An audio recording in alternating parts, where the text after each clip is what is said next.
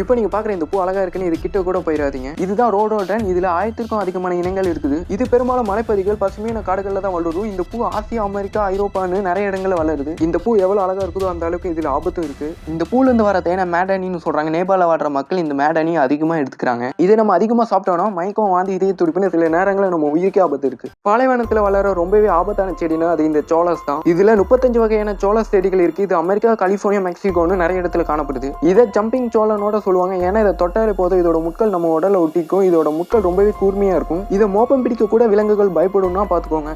உலகிலே ரொம்ப விசத்தன்மை கொண்ட ஒரு காளான்னா அது இந்த டெத் கேப் மஷ்ரூம் தான். இதோட ஒரு காளான் போது ஒரு பெரிய மனிதனையும் கொல்லக்கூடிய அளவுக்கு விஷயம் இதுல இருக்கு. இதுல இருக்கிற அமோடோடாக்சின் மனிதனோட லிவரை ஃபாஸ்டா டேமேஜ் பண்ணிடும். இது பொதுவாக மழைக்காலங்கள் அதிகமா வளரும். இது ஆஸ்திரேலியா, அமெரிக்கா, ஏன் இந்தியாவிலேயே நிறைய இடங்கள்ல வளருது. டெத் கேப் காளானை பார்க்க வெள்ளையா அழகா இருக்கும். அதனாலேயே தவறாக சாப்பிட்றதுக்கு வாய்ப்பு நிறையவே இருக்கு. அதனால காட்டுல இருக்கிற காளான்கள் யாரும் தெரியாம சாப்பிடாதீங்க.